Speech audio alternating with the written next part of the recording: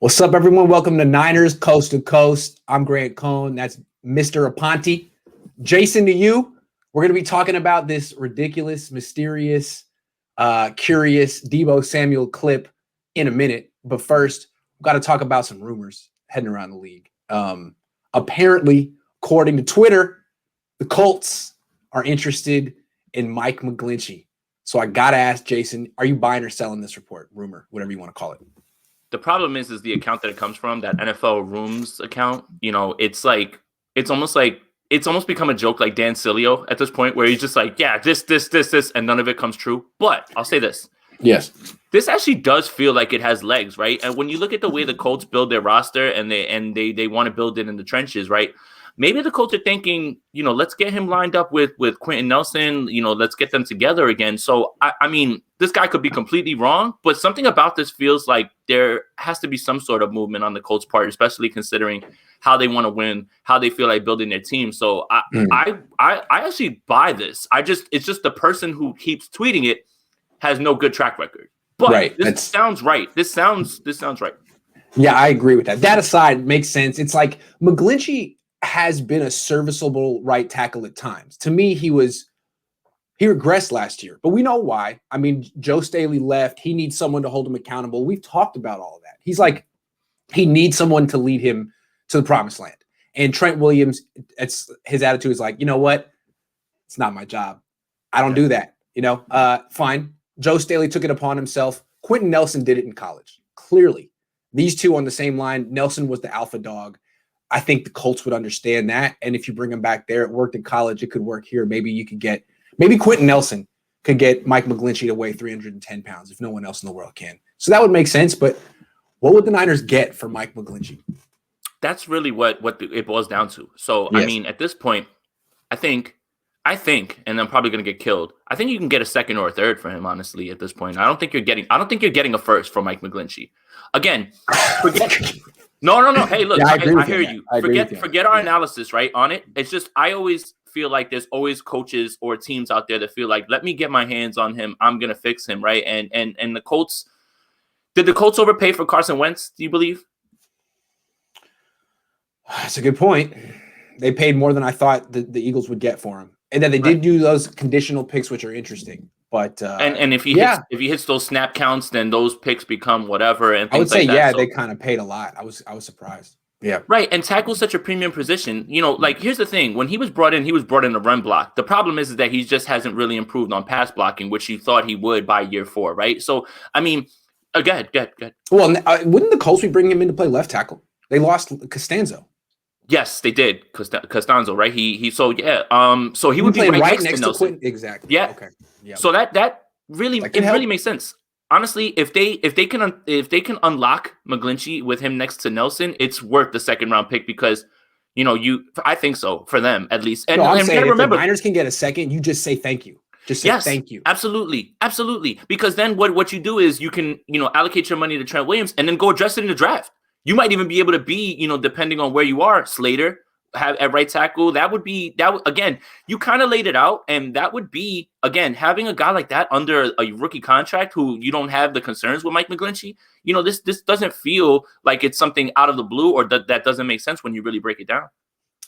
I haven't watched a ton of Rashawn Slater, but I have watched some. And from what I've seen, he would be an upgrade over Mike McGlinchey. Now, he hasn't played in a year. Trent Williams had a little bit of rust coming off a year layoff. This guy isn't Trent Williams. He's a rookie. So he may not be an upgrade at first, but I think he'll be an upgrade over Mike McGlinchey. So if that's the route the Niners want to go, trade McGlinchey to the Colts or whomever and replace him with Rashawn Slater. Yeah, that's really good roster building right there. The other thing is Dylan Redunz is somebody that's out there that can play tackle that was really good. He played at NDSU. They run a lot of the stuff that, are pro concepts, cow stuff. So he understands that. He's played really well behind, in front of Trey Lance. So that's another option. There's a lot of good tackles in this draft. And I think that, the 49ers would be foolish to not even explore this avenue, even if it's not happening. Like if you don't have this conversation about what can we do with McGlinchey and maybe upgrade the position, then I start to get scared. So they have to be having this discussion. Now, whether this rumor has legs, that's something different. But honestly, this rumor feels right. Like it feels like it's something that could work, a place where he actually fits. And they have a ton of money. So I mean, it all kind of lines up, honestly. So I really think that this thing has legs. It's just I wish it came from a more credible source.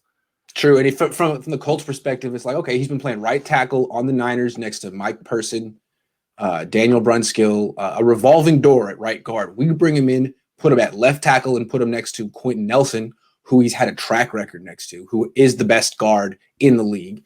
And I mean, he could only do better. That being said, I see the logic. He'll break your hearts, Indianapolis. He will break your hearts. There'll be that one game where you're down 7 late in the fourth quarter, and you feel like, man, we got this. And then, boom, Mike McGlinchey does his thing. That's really what amplified all of the Mike McGlinchey stuff, is that when he whiffed on a pass block, it was like the worst time. At the end. At the end. Like 4 or 5 times this year. And you know what? That's, if quarterbacks can choke, if kickers can choke, if wide receivers can choke, maybe right tackles can choke too, because he has a track record. Let's move on. Would the fact that both Kansas City tackles being available after release make more sense also? That right tackle in Kansas City would be a good pickup. Yeah, but he's extremely expensive. So let's talk about the left tackle. Eric Fisher. He tore his number one pick.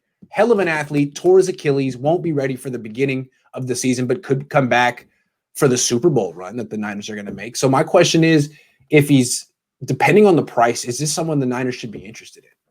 For sure. I mean, we've laid out other people that haven't had the track record that he has at other positions that you're like, hey, he could get revitalized here, for sure. I mean, you have to. But again, this roster, construction under this salary cap of $182 million, right? Is that the final number that we have? Like, It's kind of set. Like, that's where it's leaning. Mm-hmm. I find it hard to spend money on somebody who may be ready later on. And what if you don't even make the Super Bowl run, so it's tough. It really is. I'm sure someone will, and they will have the same thought process you just had. Eric Fisher will be ready to go later on, help us down the line with a playoff run.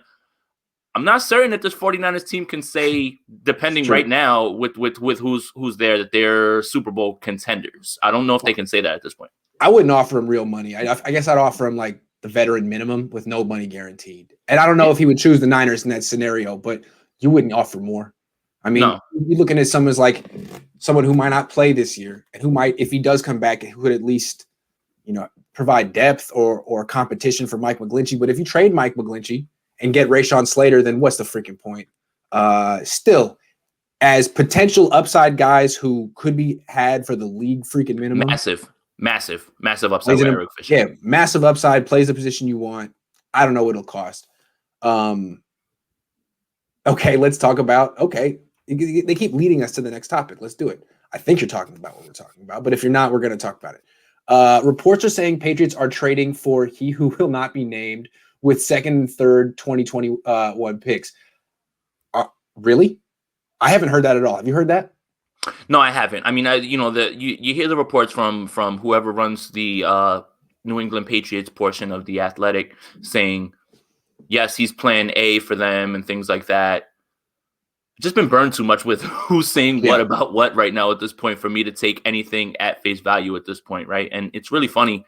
I'm sure we're going to talk about it too. It's just coaches are right now being pushed in front of microphones. Mm-hmm. If you watch the Houston Texans coach today, my goodness. That. Yeah, I know we're going to get to that, but oh my goodness, I felt so bad for that guy. For you to throw him to the wolves like that and just have everybody ask the same question over and over, it's just so. With everything that's going on right now, I don't know what to believe. I don't know so day to day, you hear Washington's involved. You hear New England's now involved. I don't know. And if this is something that is on the table, second and third, you have to do it, I think, at this point. You have to. Yeah, it's good. I feel like the Niners, it'd be nice if they could get that first round pick, though, because I know it seems like Jimmy's not worth a fifth. I know. But it's about what he's worth to the Patriots, and try to see it from their perspective. Like what they keep saying out in New England is there's no firm plan B, and I believe it. What are they going to do if they don't get Jimmy Garoppolo? What? Run it back with Cam Newton? I don't think they want to do that. Stidham? I don't know about that. Yeah. I don't think so, because what's at stake here is an older coach and Bill Belichick, whose legacy is taking a hit every year that he misses the playoffs and Brady does his thing in Tampa. So I don't think he can afford to miss the playoffs again. That's why Jimmy's appealing. He's a vet. He's had success in the league, and they developed him. even if they could get a guy like Mac Jones, he's a rookie. And they're not going to get Mac Jones. At 15, they're looking at maybe the sixth or seventh quarterback in round 1. So I think the Niners have him in a good spot to gouge him. Yeah. And for me, I would say that somebody like Kyle Trask would pique their interest immediately. Like that's somebody that I think the Patriots would circle and just say, that's the guy that we're going to end up getting in whatever round that we get him in, right? And then run it with, whatever veteran, right? Whether that's Cam, whether that's, maybe Fitzpatrick, something like that. I could see them absolutely doing something like that. Yeah. The Patriots and the Saints both have big-time needs for quarterbacks and are dead silent on that front. Like, what are they planning? And I wouldn't be surprised if a dude like Trask in round 2 is the ace up one of those team sleeves, because the Saints pick 28 in round 1 and the Pats pick 46 in round 2. That would be interesting. 46 feels right for Trask, especially, considered everything that we've talked about with how quarterbacks are overdrafted. Now you toss in this crazy offseason where people haven't had a real chance to, speak with people in the normal way and scout. I could definitely see Trask being there in the second round. Yeah, it's crazy how he has absolutely zero buzz, but that doesn't mean that NFL teams don't like him. It just means that the media doesn't. I feel if New England had a first-round pick on the table, that SF would still wait until after the draft because they are throwing shade. Man, I don't know. I just feel like the Niners, if they could get like a conditional pick, that would turn into a first, but then you're waiting until 2022 for your pick. I mean, would you do that? Hear about this. What if the option is the second round pick this year or a conditional next year that could become a 1 if they make the playoffs and Jimmy plays X amount of games? 10. I like the conditional 1 because I'm not going to try to predict injuries and say, oh, Jimmy's just going to be hurt next year. Damn it, I said his name. All right, I'm losing. Yeah, you got me. I don't want to predict that he just won't be healthy, right? Because that's just not wise on my part. I would probably take the conditional first. So think about this. Even if Jimmy's there, damn, that's twice. Even if he who is not to be named is there, if he's there, do you really see them ending up at the end of the draft with a Super Bowl berth or anything like that? Like, there's a real good chance that they'll be mid first round pick, or just a little bit later than that if they make the playoffs or sneak in. Or Brady struggled there with the lack of those weapons. I mean, there's not a lot there for success. You're gonna have to bring receivers in. You're gonna have to pay receivers to bring them in, because for the first time you drafted a receiver in the first round, that's not working out for you right now with N'Keal Harry, and that's the portion where I hate the idea of him going over there, because they may not be able to surround him with things that'll help him. But I love the idea of him going over there, because that system will push themselves towards him. Say what you want about Cam Newton. The Patriots did an amazing job of amending their offense to him and using him in the right way. They weren't saying be Brady, pre-snap diagnose everything and get the ball out. No, whatever the results are, whatever you feel about Cam is one thing. But I think that McDaniels and I think that Bill did a great job of getting Cam closer to the offense that he should be running based on his skill set. And I think that a lot of coaches find themselves in a place where they're trying to smash a square peg into a circle hole. And that's when you get messy, right? So say what you want about how the offense looked. They at least tailored it to him. And that shows that they're willing to adapt to whatever that they have.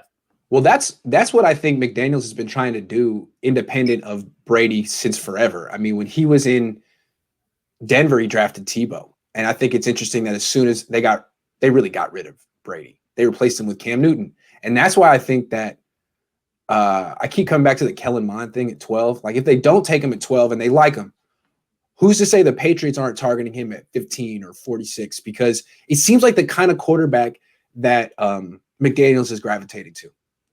I mean, he made his name with Brady, but it seems like he wants to go a different direction. Something. Yeah, I mean, but we're not probably he wants to use Mond to, zone reads, RPOs, things like that, get him open throws off of those, play action, all those things as well too. So just because I'm not high on Mond doesn't mean that I don't see where he could fit, and that's the thing, right? That we've been high on quarterbacks before and they busted, and we've been low on quarterbacks before and they've come out of nowhere and destroyed us. So, I see the fit there as well too. We'll take one more question before we get back to our topics. Eric Price, Bay Area Baller 18. He is a Bay Area baller, says, I think you are seriously overestimating how many quarterbacks go top 10 or top 15. If the over-under is 4 quarterbacks in the top 10, I'm taking the under. Yeah, it seems like the whispers around the league is that this is going to be some type of record-setting different year for certain reasons. Do you buy that? I do. So let's just say right now, in my head, mocked in my head, how I have it, first 2 are quarterbacks.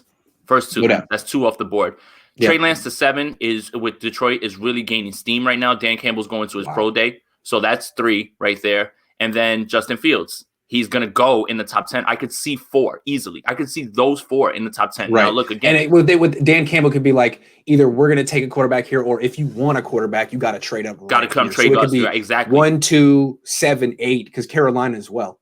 Right. And so that's Carolina's 4 spots. So there you and go. What about Atlanta? And that's so 5. Atlanta could kick the can down the road a little bit, because I think it's overstated with Matt Ryan how old he is. He's only he's 35, and in quarterback years now in this day and age, that's not super old. Guys are playing into their 40s. That's the thing, though. That's why I feel if they like a quarterback, though, and right. That's what I'm saying. If the 49ers like Justin Fields, you got to get to 3. You have to get to 3 with Miami. Right. That's right. Where if you want to safely take him. And again, this isn't their plan. Again, this is just me in my own mind. If this is their plan, you've got to get to 3. You cannot wait around for Atlanta at 4, and you cannot play that game with anybody else. See, that's why I feel like one's a quarterback, 2's a quarterback, no matter who's picking it to. 3 maybe no, but 3 could be a quarterback as well. So I mean, Miami could trade down. Why do you pick a player there if it's not a quarterback for Miami? Just trade down 2 spots. Or with 3. Miami can trade down and get Jamar Chase like they want, get that receiver that they want to add. You can have him, because as much as I love Jamar Chase, and I know that not everybody is on the same wavelength, Vish nailed it. You cannot, in a top 10 pick, use it on a wide receiver at this point. Not this draft. And the way I look at it is Lawrence is going number 1. Wilson is almost definitely going number 2. I don't know if he's going to New York, but he's definitely going number 2. Mac Jones, it sounds like, is going no later than 8 to Carolina. And then my questions are Fields and Lance. It seems like the opinions of them are split, and it's hard to tell. But it's possible some team's really going to like Fields, and he's going to go top 10. It's possible some team's really going to like Lance, and he's going to go top 10 too. I got a chance yesterday, and I never watch sports TV or anything like that. But I was at a friend's house, actually. I left the house yesterday for once, and NFL Live was on, and Matt Miller was on. His comp for Trey Lance, and I strongly disagree with this comp, was Lamar Jackson. And everybody on the panel hated it as well. Marcus Spears, even Booger McFarland was like face palming, saying that. So right now, because it's March, it's just I have a tough time listening to everybody. I still say Taysom Hill. I mean, look, Taysom Hill's a hell of an athlete. Hey, no, he's a hell of an athlete. It could work out. And I like your idea about just because he's raw. Just because he's right.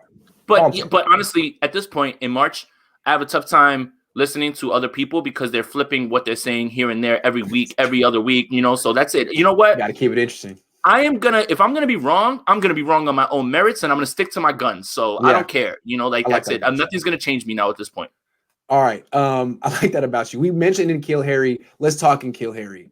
The same account that said that the Colts are interested in Mike McGlinchey. So if you want to believe it and get your hopes up with McGlinchey, let's talk about N'Keal Harry. Thing about Harry, he's been a bust so far. I liked him coming out of Arizona State. And from what I heard, the Niners liked him very much as well. They didn't get a chance to take him. He went in the first round. I heard they had him above Deebo Samuel on their draft board. Anyway, things worked out for the better for the Niners. But now he could be had for cheap. Do you buy or sell the Niners' rumored / reported interest in Harry? They're definitely interested. I just don't know if they've made a call. So with the N'Keal Harry thing, people forget they stumbled on Brandon Ayuk because they scouted N'Keal Harry. They ran into Brandon Ayuk because they went to talk to Harry, and that's the part that's the little nugget that you need to take. Here's the thing: what I noticed from him on film when I watched, he's a big guy, profile is exactly what you like. He's not tough over the middle. He's been, and I don't know if this means anything. You can tell me if maybe I'm reaching. He's been a big sider with concussion protocols and making sure that people do things the right. So I don't know if he has that dog in him over the middle, right? That understands, hey, look, this is part of the game. You're going to take hits, because we saw in the 49ers Patriots game, Tarvarius Moore took him out, basically almost ended his season with the concussion. He missed like 5 weeks because he's not going to rush himself back. It's not. So look, this isn't a knock on him because he's smart. Yeah, he's smart. I'll give him that. Yeah. He's very smart. You should be thinking that way. But when you're talking about, I think people get confused when they say big body receiver, that he's going to be tough. I don't see that toughness with N'Keal Harry at this level. I really don't. Interesting, because when I watched a lot of his tape at Arizona State, and what I saw from him was not quite as good as A.J. Brown, but similar in the sense that he would go over the middle, catch the dig route, and take the hit and keep going. But that was in college. I mean, that was in the Pac-12. Maybe the speed and the violence in the NFL got to him. I mean, I've seen it happen before. It happened to Dante Pettis. Sometimes these Pac-12 receivers get to the NFL and like, wow, this is like going from AA to the pros. Like, this is crazy, man. And I didn't see anything like this. Tarvarius Moore was the one who cut his lights out, and that's not even the biggest hitter on the team. No. It's just the way it lined up. That was the one game that they let Tarvarius Moore roam the box and play everywhere, and he got lined up at the right point. Cam even it wasn't even a bad throw or anything like that. It's just sometimes. But let me ask you: do you buy? I mean, if they were interested enough to go scout him, this makes sense, right? I mean, do you? Yeah, it does. I don't know if they called him. So we both suspect that there may be some fire here. So in that case, what do you think the Niners would? What would it take to get N'Keal Harry? So I think any interest in N'Keal Harry has to include the quarterback, right? Yeah. You're sending the quarterback. You'll probably get picks. For me, if it comes down to that, do I want to pick or do I want N'Keal Harry for the quarterback? I want picks. I do. That did cross my mind last night when I heard this. Was like, is this the best the Niners are going to get for Jimmy Garoppolo? Is that what's happening here? Are they going to be like, either? That's not a throw-in either. It feels like if Bill's going to be offering that, it's almost like I'm giving you a first-round receiver. I don't have to give you another pick. I don't want that. Give me a pick if we're talking about that. I want a pick. Okay, so let me get more even. Okay, so same logic. Is it possible it's not Jimmy that the Niners are floating for Harry? It's McGlinchey. You said it. Is it McGlinchey? Because the way it works a lot of times is first round bust, not working out, needs change of scenery. First round bust, not working out, needs a change of scenery. Let's swap. You know, when the Niners swapped AJ Jenkins, I'm not saying they should, but when the Niners swapped AJ Jenkins for Jonathan Baldwin, that was the logic. It seems like a right tackle who can run block but not pass block is more valuable than a wide receiver who can't get on the field. Did I say that right? Yes. No, you did. And again, if we're talking about that, I am not giving up Mike McGlinchey for a guy that I have no idea what he's going to do, if anything at all. Because they could cut Harry. Right. I at least know what McGlinchey offers because he's still great run blocking. He's still great at that. Like I want to make sure that I keep saying that, because we can talk about negatives all day, but you have to remember that's not what he was brought here for. So he's at least doing the thing that he was brought here for, which is run blocking very well. It's just you want to see those strides in year 4. You want to see that stride before your 5th year option. And it seems like he's just flat when it comes to his development, when it comes to being a pass blocker. At best, yeah. I'm being nice, Grant. I don't want as a pass blocker. No, I'm just saying.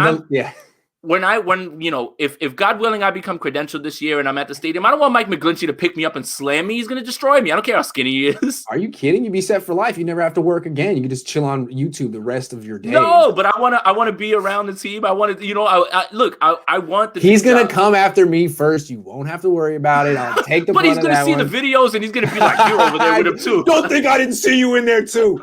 All right, let's talk Deebo, man, because this thing was like people were freaking out on Twitter about it. I didn't even see it until late. Can you explain to people what was going on with this? So I am actually going to pat myself on the back here. I shouldn't be doing that, but I'm going to pat myself on the back. So the clip comes across. I forget where I first see it. And the way he was on a podcast, 21st in Prime, with Deion Sanders and whoever the guy is that he has on there, which is for Barstool. So the clip comes across as him being asked a question about Jimmy and then talking about, well, you don't need a Hall of Fame pass blocking group all the time. Sometimes you got to make plays on your own. Sometimes you got to man up. That's kind of what Deebo was saying. So at first, when that clip comes across, everyone takes it as Deebo Samuel is talking about he who shall not be named. Me, I sat there and I stood quiet.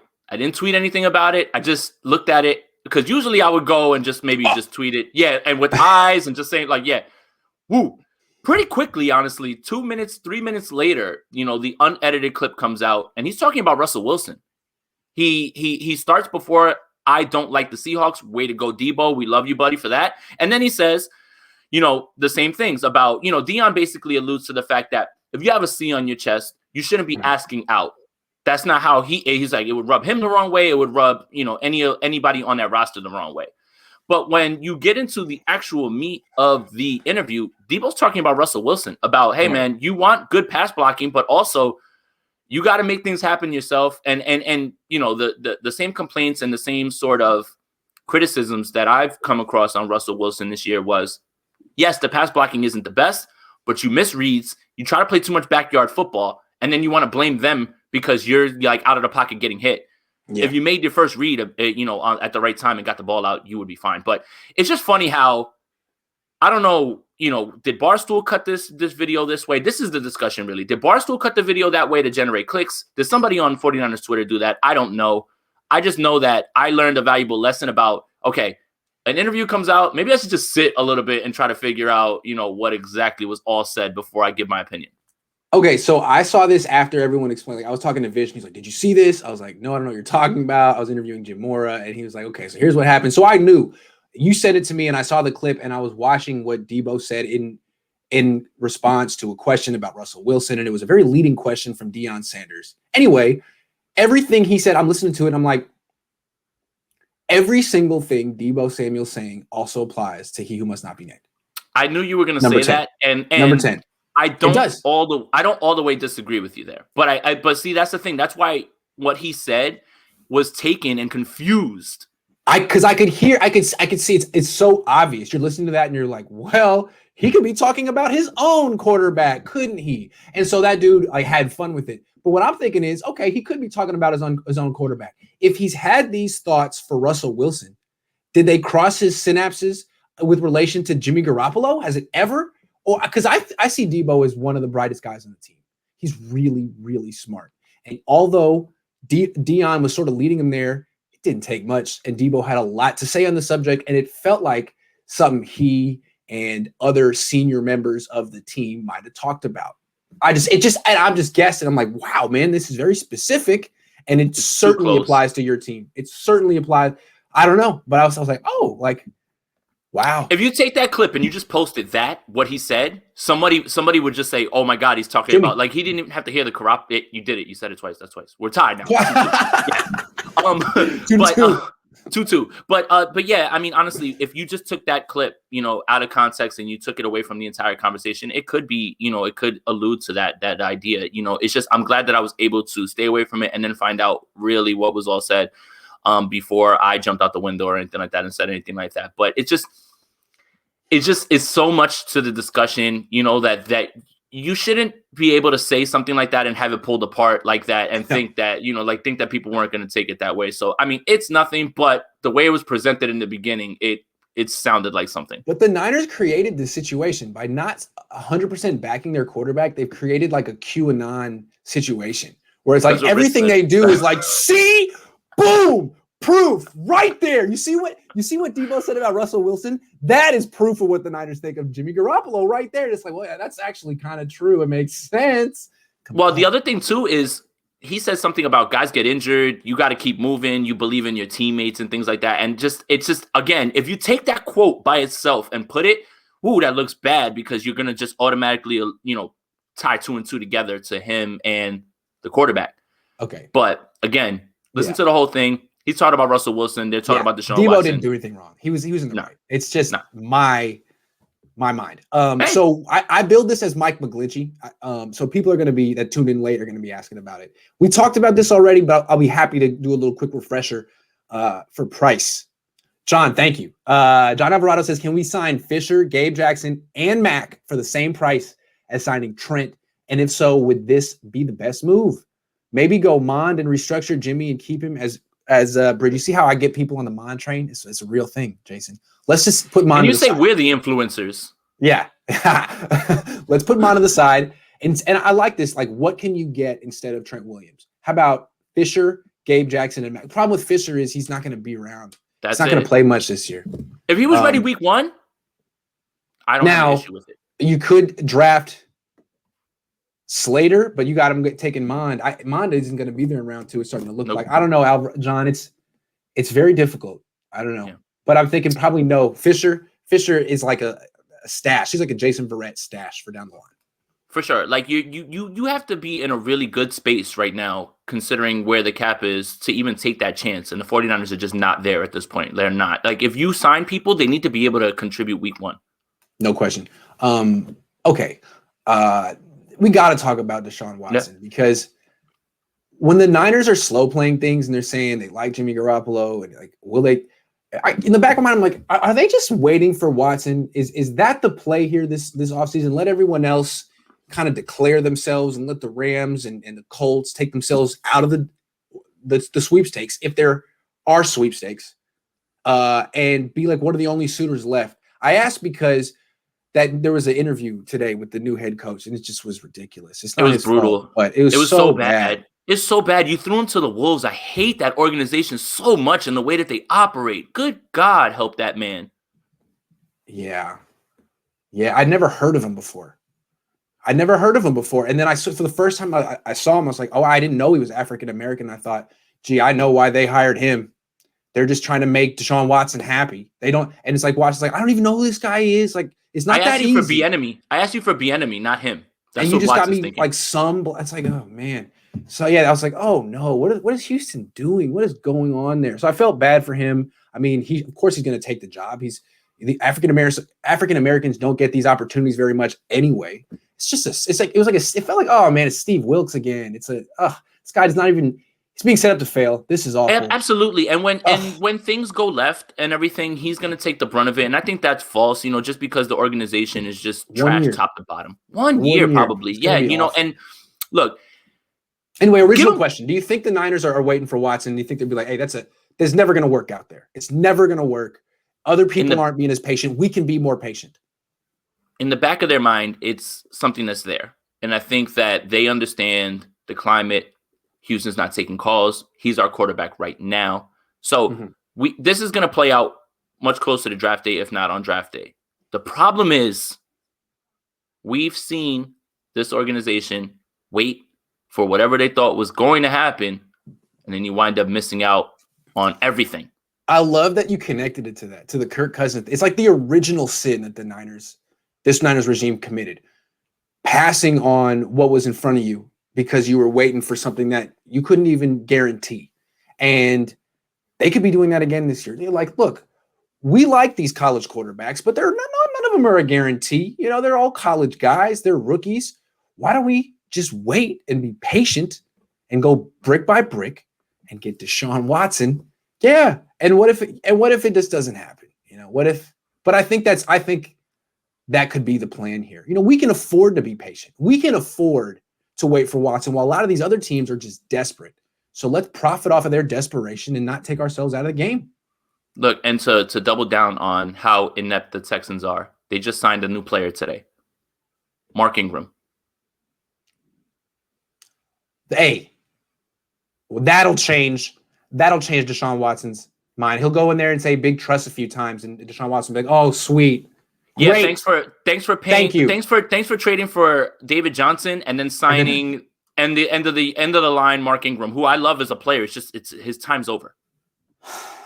Yep. Been over.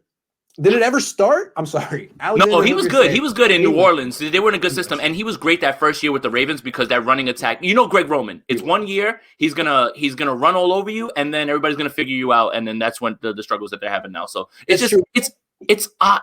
It's odd. You bringing in a running back? Why? What? That'll change his mind. Alexander Hooker says, let Trent walk. Sure. Get Slater. I'm good. Sign Tooney and Lindsey. Okay. Give Jimmy one more year with a much more improved offensive line and see what happens. Draft Trask round 2A. I mean, that's smart. Very reasonable. I just, me and Trask. It's smart. It's smart. That's smart.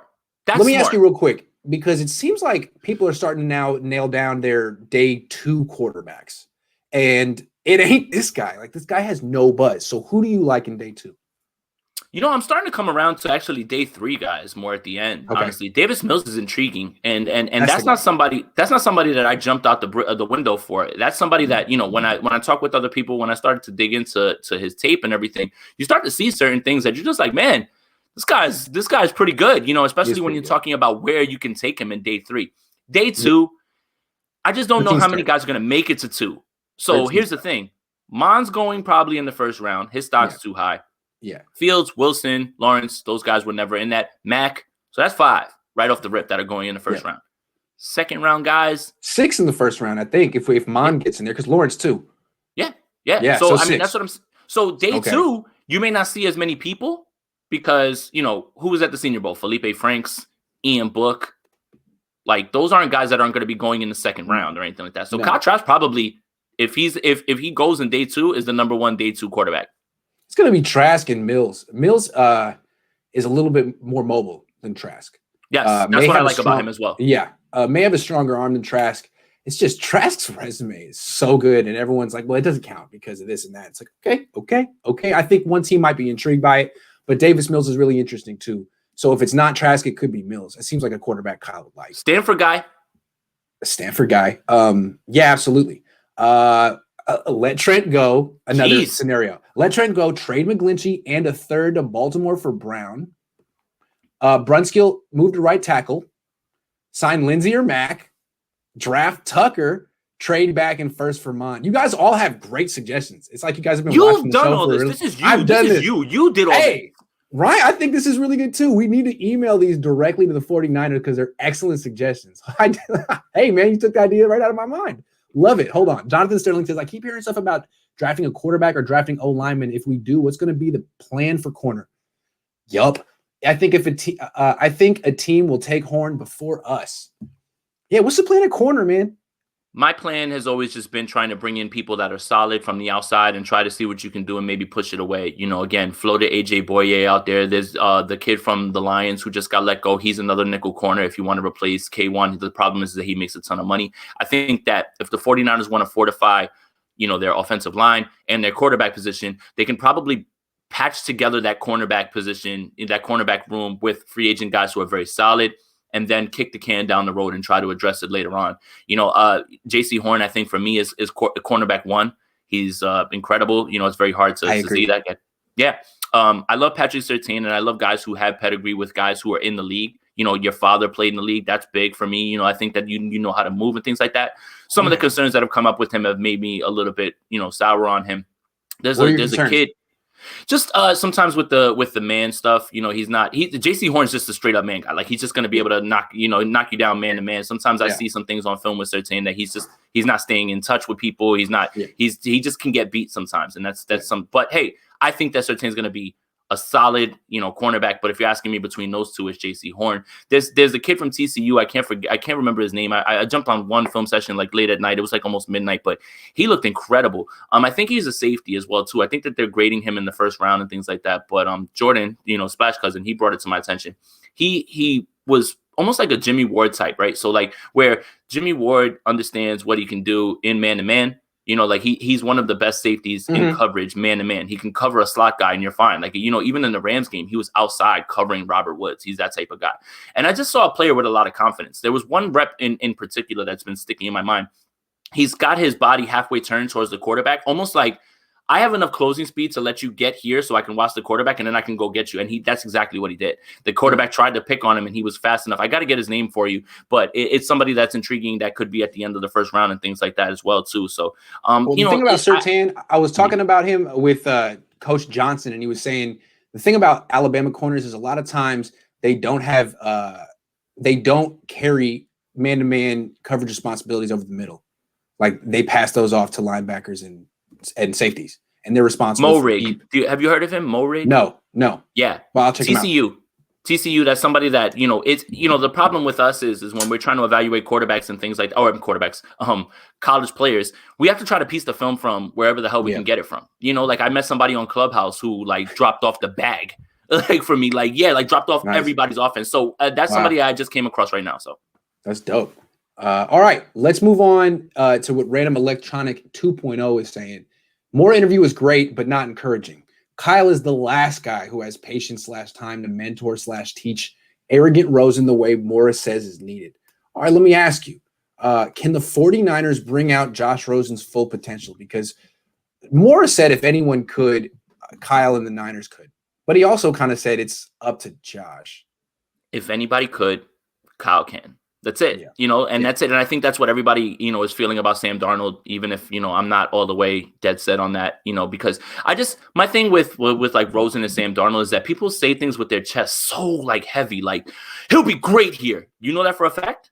I get you. Sure. I get the thought process. Thought process. And yes, that is true. But when people, Sam will come over here and he'll be great. Maybe. Why are you saying it with your chest all out? Like, you know, that's the part that gets me scared. Again, what do I know? What do I predict? I'm not a fan of being able to try to predict something and try to untap. So if you have those same thoughts about Sam, you have to have those same thoughts with Josh Rosen, right? And if anybody wants to, or if anybody is capable, is coach and he can do it, But again, we have to see him a little bit in camp. I have to see what he looks like in camp, and I need to see. And I don't try to the arrogant narrative. That's something that's been pushed for some. Like I never see that. Like he's just standing on the sideline. I don't know where that really came from, or was it just part of his pre-draft interview rounds? Was that it?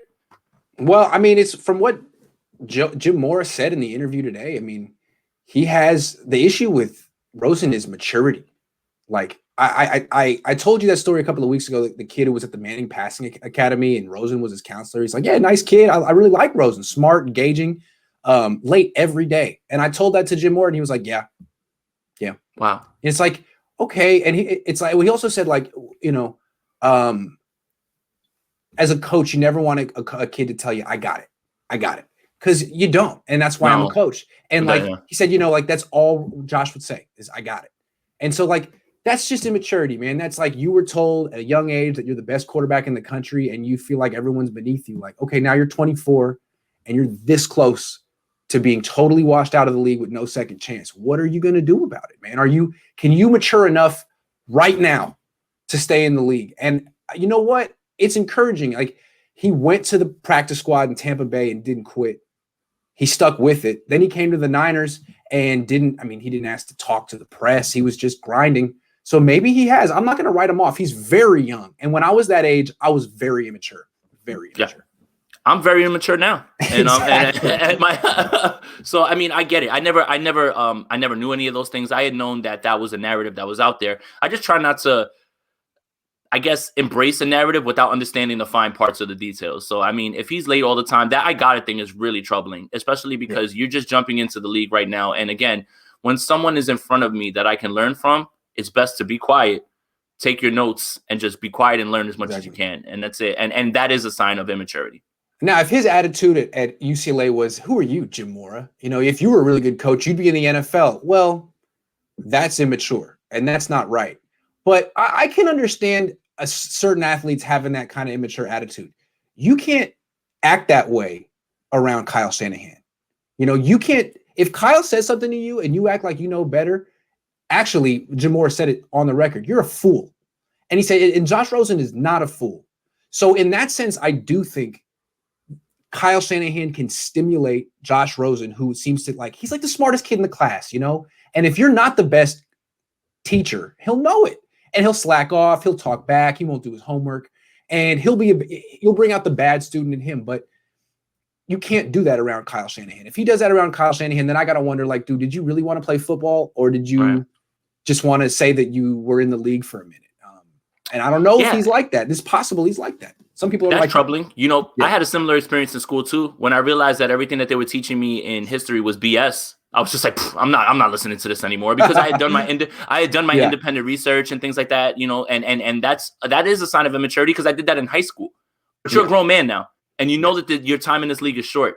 If you're not here to repair whatever narrative that is around you, then it's true what you're saying. Then he absolutely doesn't care, and he's just still stuck in the ways that everybody was worried about. What's crazy is that that people compared him to Aaron Rodgers, and maybe Rodgers did have the same temperament, the same attitude. I think he did, but he had the skill to back it up. But also, dude sat on the bench for 3 years. Like Josh Rosen's career has fallen apart before Aaron Rodgers ever had to do a thing. And that's another reason to feel like Rosen may have a chance because back in the day when we were growing up, these kids sat for a while. It wasn't like, hey man, go play on a bad team. And if you suck, you're out of the league before you're 24. Like that's kind of crazy.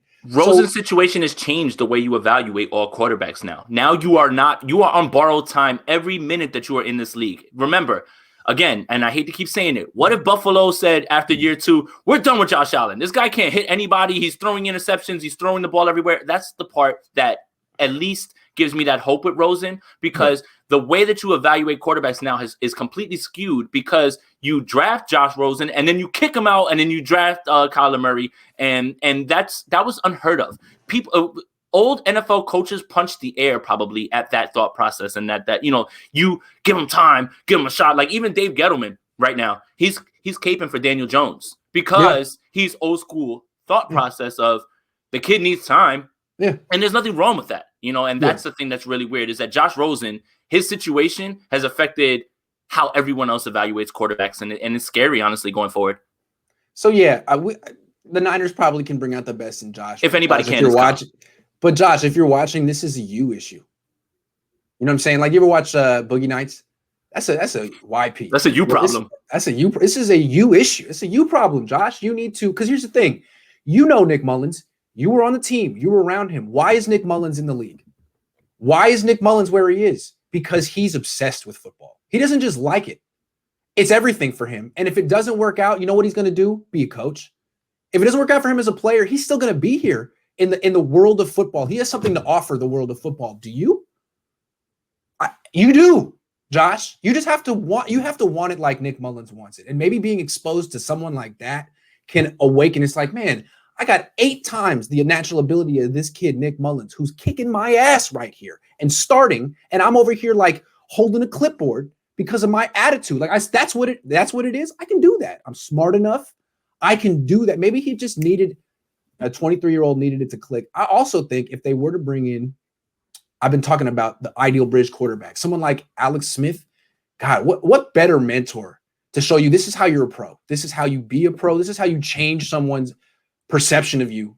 No one's done it better than Alex Smith. No one had more expectations than number 1 pick Alex Smith. All I'm saying. And Alex Smith isn't done in this game either. So again, no matter what happens, he'll be somebody that sticks around as a coach as well too, because of all those things that you mentioned.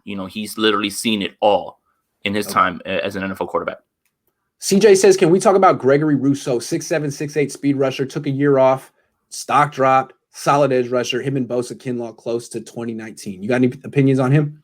He scares me a little because of his bend. He's too tall. Sometimes he can't get underneath those outside, tackles and things like that. I understand the freakish, attitude, the freakish abilities, and I see all of that as well. My concern would be bend and trying to win against faster tackles in this league that, again, you can beat up on college people all the time when you have to go up against a Trent Williams or a Bakhtiari and things like that. Can you win? Can you win consistently? And that's really where I get nervous. If you're going to draft him, then you're drafting him with the expectations that eventually he'll come along. I don't see Rousseau coming in immediately and being like this, like blow up edge guy. If there is one guy that kind of profiles for the 49ers, it's Azeez Ojulari. And again, shout out Jordan, his splash cousin. He put me onto him. He profiles like how D Ford plays. Fast guy, moves with hands. And, again, they're looking to replicate success from 2019. You can't do that with D Ford, obviously, at this point for obvious reasons. So if you're trying to replicate that on defense, that would be the guy that probably makes more sense right there. And again, I'm not taking credit for that. I've just been trying to watch as many other people that aren't quarterbacks now and trying to figure out how to fill out this roster. And he's somebody that jumps right off the board at me. Tony, I lost your question. It's gone. Please put it in the comment section in all caps. I'll get to it. Shay says trade number 10 for the number 10. Trade number 10 for the second and third. Use all third-round picks this year, first and next year's first and a second this year to go get Fields, stop playing, get the quarterback.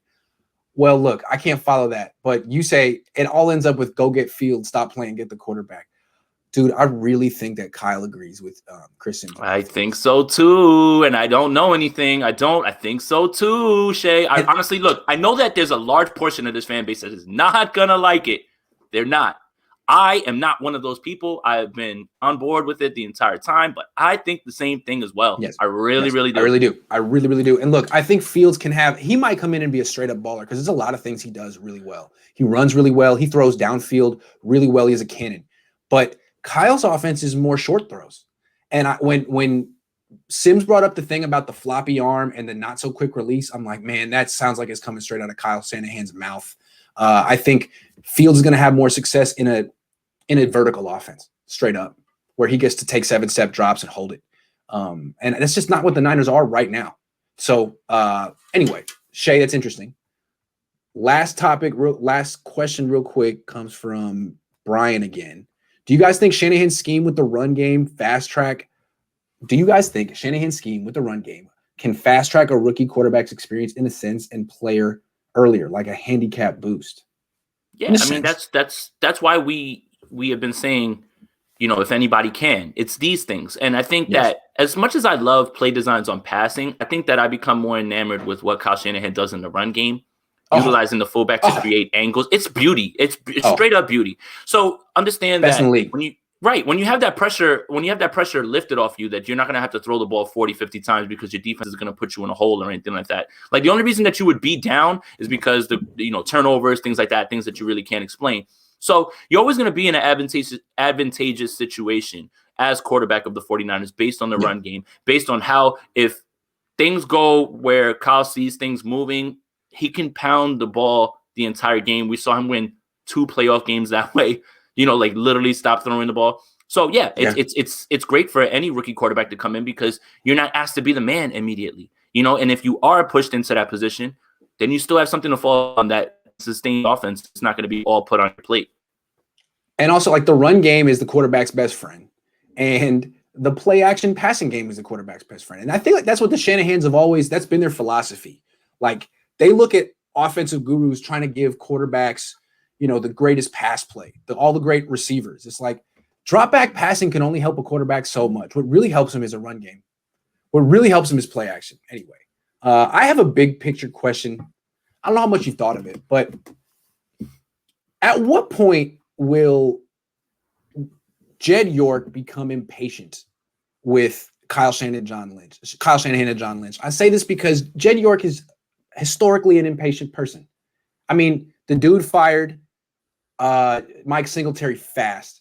He fired Jim Harbaugh after 4 years and 3 NFC Championship appearances, fired Tom Sula after a year, Kelly after a year, then gave Kyle Shanahan an extension after 3 years. He was so impatient to say that he'd gotten it right. And now you're entering year 5 without a quarterback. If they do what we talked about earlier, wait around for Desean Watson and not get him and run it back with Jimmy G and miss the playoffs again, at which point will Jed York become Jed York again?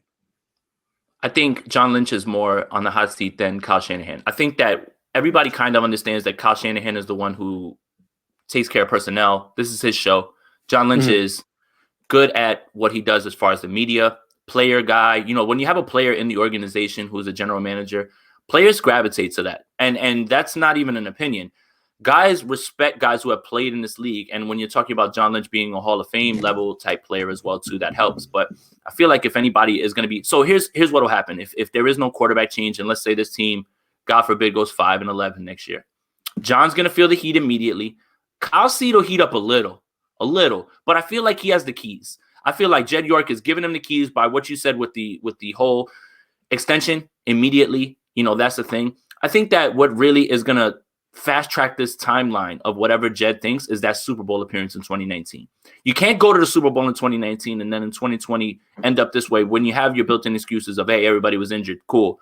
But now this offseason is critical. It's critical because it's again, not a perfect storm, but it's a perfect storm of circumstances. Jimmy's out, the quarterbacks, the salary cap, tough decisions are going to have to be made. And I think that hopefully this regime has really realized that now it's time to go get somebody and try to build around them. Because if you get whoever you think is your guy, you're going to get another 2 years. You're going to get another 2 or 3 years to really figure it out.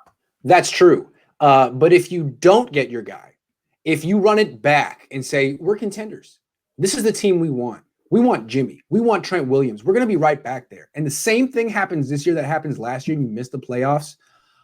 It's Jed York. And we know him better than Kyle and John know him. I mean, he's really impatient. He'll flip his opinion immediately. And he was patient the first 2 years when they missed the playoffs, but he signed on for that. They were rebuilding and he knew it. They're not supposed to be rebuilding now. And if they don't take the quarterback this year, then they're not freaking rebuilding. So all I'm saying is, Kyle and John, I know you're watching. You got to know who you're working for. And don't take that for granted because Jed York is unpredictable or predictably unpredictable. Yeah, and that's what I get more nervous about. Like, you asked me the question, like, has your confidence waned in Kyle? No, it's more about what does the person above him do? And that's how does he react? And that's really what I can't predict at all. But once you create an expectation, ask Jim Harbaugh. Jed wants that every year. And if it's not there, it's like, well, you must be a bum now. 2019, you make that Super Bowl, you expect to be close, competing, doing the same thing year after year. And like I said, Jed's perspective, he was being patient last year. Don't test him 2 years in a row. Jed This York. year, you have your excuses about, the injuries and COVID and all those things, and then being misplaced. Like, this was just such a awful year. Like, again, and it can be chalked up to all those things. But this is the offseason. This is the critical one. And I hate that it has to happen under the salary cap constraints, because tough decisions are going to have to be made, and you're going to have to try to figure out a way to get under this cap and keep this roster afloat. This team can't afford to go 6-10 or 6-11, 17 games, right? Or 7 and 10. Like, it can't happen. No, they got to have a winning record. Yeah. Unless we are picking a quarterback in round 1 / cutting Jimmy, we need to trade back as much as possible and collect picks in round 2 and round 3. Too many holes.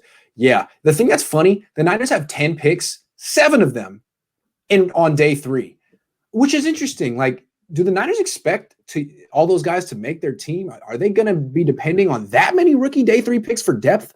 Can I put my conspiracy theory hat on? Conspiracy theory hat on? Yeah. When you looked at all those picks that came out, and yes, the NFL had to rescind, one of those picks because they got it wrong. Hey, guys, podcasters get it wrong. Sorry. And the NFL gets it wrong. Yeah. Oh, you guys going to slander them now? Anyway. Yes. Here's the thing. The only thing that I look at when I see all of that ammo and that capital is for a trade up or a trade. That's it. Yeah. Like, that's the only, and again, those day 3 picks, they don't hit. Good. They don't hit, Fred Warner, George Kittle. Those aren't the rule. Those are the exceptions. That's not the rule. That makes, you want 1 5th-round pick. You don't need 7. So if you could trade down a couple of spots in round 1 and round 2, trade up from day 3 and just get more picks in the top 100. That's what you get, more than 2 picks in the top 100. Because right now the Niners are 12, 43, 103, and then a lot of stuff after that. Yeah, they have ammo to move around, but they got to move around. Yep. Okay, 2 more questions and we'll go quick. What's going to happen with Nick Mullins? It's been reported that they're not going to tender him. Let's start there. Someone will bring him in to be a backup. Yeah, I mean, I think if they just let him go on the market, maybe the fact that he's injured will keep him available.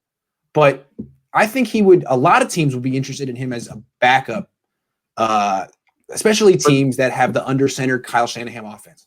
For the reason that you're saying too as well. Listen, say what you want about Nick Mullins' play, and maybe it doesn't translate to the field, but the guy is a machine the way he processes things. Yes. And that's the thing. And there's no question about work ethic, how he fits in, all that stuff. There's no question. That can be valuable if, let's say, you find yourself in a situation where maybe you're mentoring a guy in his first deal and you're trying to, so that can be valuable. So I see him landing somewhere. I wouldn't rule him out coming back though. I really wouldn't. I really would not. You hear them talking about upgrading the backup quarterback. You need guys on practice squad. You need guys underneath. So I wouldn't rule it out completely. It doesn't seem likely, but I think that Nick Mullins sticks somewhere for sure. I think the Niners' attitude this year was, look, the cap's going down. We don't have the money to be giving out 2nd-round tenders. We can't give out $3 million to guys like we did with Kendrick Bourne. Like all those guys who signed, Ross Dwelly, basically signed for vet minimum deals that they wouldn't have got. So it's like, hey, you want to come back? We'll offer you this. And if you don't want it, you can dip. And I would imagine they offered something. I don't know. They offered something similar to Nick Mullins here. Vet min, you're hurt. And the fact that he didn't, I'm just taking another leap there and thinking maybe he thinks he can do better on the open market because he has proven, I don't know, he's put up some numbers. So we'll see if he's right. And there was interest in him last year. He changed his agent from whatever to CAA, which is a big deal. He was gearing up. He was thinking like there was a market. There was a market. And maybe if he had played a little bit better this year, he'd be a starter somewhere. So he may feel that there's still a market for him as a backup, especially if he can rehab and come back. So if he's wrong, then the Niners can bring him back. Yeah, it was floated out there, the 2nd or 3rd round pick for Nick Mullins. I just don't see how you don't run and smash trade. I don't care what you think about who's the guy in front of them. To get a 2nd or 3rd round pick for an undrafted free agent backup quarterback, that is 10 out of 10, 100 out of 100. And I don't care how much backlash I took when I was saying this before, right? Because there was still, and I got to kind of blame you a little bit for it. There was still that process, there's still that part of Twitter that was like, Nick Mullins is still better than this guy, and he can still, for me, just think about it logically. Undrafted free agent, you can get a 2nd or a 3rd for that, and he's a backup. You do that 10 out of 10 times, and you send him away. If you can have someone who's undrafted and turn it into draft capital, I don't even understand if anyone, I don't care what team it is. If they called you and said, we'll send you a 2nd or a 3rd, I would just say, peace out, Nick. You got to go, man. And that's it. Because now you're letting him now go. You're not getting anything. It's over. Yeah. If you had that chance, then you had to strike when the iron was hot. That's why you have to strike before they play more and they devalue they drop their value down. That's the issue. Packers knew. They knew how to do it back in the day. Yep. All right, final question. What's going to happen with Emmanuel Moseley? Same kind of thing. He is another restricted free agent. Mullins and Moseley are the restricted free agents who played the most, who have the most game tape and feel like they have the most value. I would imagine the Niners try to do what they did with Dwelly with him. Here, Moseley, here's $900,000. And he's thinking, nah, I can do better. Do you think he'll do better? Do you think he'll come back? I thought they would tender him, and I thought that, when you have to think about it based on this roster, who are the cornerbacks on this roster right now? It is Emmanuel Moseley, restricted, Tim Harris, and Webster. That's it. Spoon's not under contract. Neither is Verrett. For me, when you talk about a guy who was put in pressure situations, right? Witherspoon gets pulled, you go right to Moseley. Moseley was solid. I don't see how you can take a chance and let him walk when you know him so well and you've been able to get what you've gotten out of him. If you think that you're going to be able to replace him in free agency, I guess, or the draft, I don't know what the thought process is. For me, what do I know? I know Moseley fits. I know Moseley's played here before. I know Moseley's been solid. I think you have to bring him back, I think, at this point. Yeah, but it doesn't look to me like they will. I mean, if they let him go, I think a lot of teams would look at him and say, he's solid, I'll take him. And I think the Niners, it seemed like to me like they were phasing him out at the end of the year. I mean, Ahkello Witherspoon was starting over him, and he was in the slot? He was Spoon. Yeah. So here's the thing with Spoon. We all know and I would love for him to come back. I just don't know why he would. Yeah. But with Spoon, and this is the one thing because everybody always wants to throw the mental aspect of it to me, and that's a concern. Here's where I'll say I think he broke through. He got out of Kyle's doghouse. He's the only player to do it. He's the only player to do it. Yeah. And he actually played very well. Now I'm talking about not just being on the field, because Pettis got out of the doghouse and got put on the field, and then he went out on his shield and jumped in the air and in the That's Seattle exactly what he did. He went out on his shield. That's but exactly Spoon, what he did. Yeah. But Spoon actually played very well. The Arizona game, everybody points to the interception. That was probably his worst of the games because he gave up about 7 catches, I believe, in that game. But if you notice the way he was covering DK Metcalf, if you notice the way that he was getting up after pass breakups, the guy seemed like he was over it. And my fear is he's gotten over the mental hurdles. The 49ers are going to say, hey, can we have you back? And he's going to say, no. I'm going to go somewhere else where they're not going to treat me bad. And, my and fear is that he put together a good 5 games at the end of his contract, and the Niners are going to give him a deal thinking that, we always believed in you and you showed it. And then he's going to do what so many other players before him have done. And I don't have to say it. But you know what I'm saying? That's the career year. So contract year, you put some things on film. It's the extremes for me. First 4 weeks of 2019, lights out. Last 5 weeks of 2020, lights out. Man coverage everywhere. Slot, outside, here, there, anything you needed him to do. Yeah, there's just those in between things, right? And even the where games he gets that he up has back, 17 touchdowns in a 10-game span. Even, those are the ones. Even in those games that he's played bad, there's still good tape. Like the Saints no game, doubt. Right? He makes a play in there, and I'm just like, see how that narrative of the Saints game in 2019 is just like you go back and you watch it, and I'm like, look at that play by Ahkello Witherspoon. Look at that pass breakup. It's in glimpses. It's just never sustained stretches. So I understand that concern as well. Shay says, you two are some of the most brilliant minds on 49ers Twitter. What do you mean some of? What do you mean some of? No, I appreciate that. It. Yeah, thank you. I've said this. If they get any edge rusher, I'm praying it's Aziz after a trade back. Aziz is awesome, man. He profiles just like what D Ford was, was a speed rusher, and I again, I can't take credit for that one. I'm not taking credit for it, but I see the vision and I see how he wins, and pair him up with Bosa and you might be able to have something, especially if he's going to be that cheap. Well, we just crossed the 1 hour mark. We got 1,000 people watching us. Jason is a big fan favorite. Thanks a lot for watching. Jason, this is a hell of a show. Thanks for coming on. Man. Thank you as always. You're the man. Things are ramping up. Things are getting interesting. Free agency starts in 6 days. This is going to be a crazy week. It's Thursday. I think we're going to see some stuff happen soon. That you look. Yeah. I'm going to need you to be available for live emergency broadcasts and things like that too. Because I'm calling in all favors. We have to cover this every way. I know it looks like I'm in $1 million studio, but I'm really just in my bedroom. So I'm available all the time, man. Me too. Thanks everyone. Hey. All right, man. Thanks everyone. Later, everybody. I'll be back in an hour with the All 49ers guys.